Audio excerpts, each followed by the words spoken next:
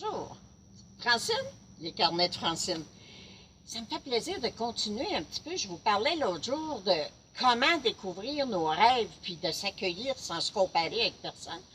Moi, dans les années 80, quand Juste pour rire, le festival Juste pour rire a commencé, je suis la gagnante pour l'humour en Estrie.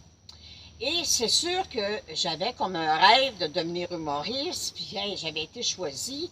Je vois encore mon petit garçon là, qui avait 5 ans à l'époque, puis il voit sa mère à l'université de Sherbrooke, là, puis que tout le monde se lève, qui applaudisse après mon monologue.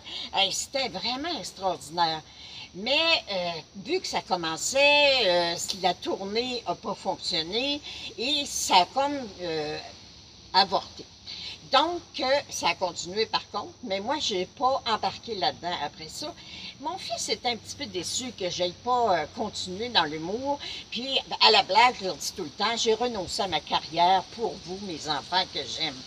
Mais j'ai réalisé un jour, en suivant un cours, l'animatrice nous dit, il vous reste 1 an à vivre. Dites-moi qu'est-ce que vous voulez, j'ai une baguette magique, je vais vous le réaliser. Alors moi, je dis... Premièrement, personne ne va me dire qu'il me reste 1 an à vivre. Puis, s'il me reste 1 an à vivre, je reste à la maison avec mon mari et mes enfants. Alors, l'animatrice me dit, donc, t'admets que ça pourrait prendre plus qu'1 an avant que tu deviennes humoriste, avant que ça fonctionne. Puis je dis, ça me donne quoi, moi, de parcourir le Québec, de me faire connaître comme humoriste? Il me reste 1 an à vivre. Je la vis pleinement, mais avec ceux que j'aime. Et j'ai réalisé que moi, ma priorité dans ma vie, c'était mes enfants, mon conjoint, c'était ma famille. Et qu'il fallait que j'aille du temps pour ma famille.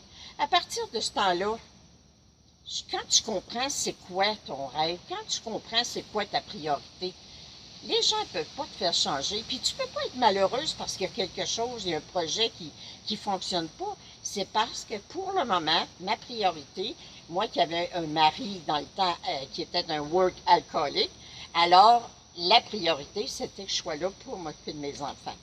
Donc, réalisez-la donc, votre priorité. Décidez donc c'est quoi que vous voulez, vous, faire de votre vie. Posez-vous donc la question, c'est quoi, moi, qui me rend heureuse dans ma vie? C'est quoi qui peut me rendre heureuse dans ma vie? Puis faites-le donc. Choisissez-vous. Choisissez-vous. Merci beaucoup. À la prochaine. Ça me fait tellement plaisir que vous soyez là aujourd'hui. À la prochaine.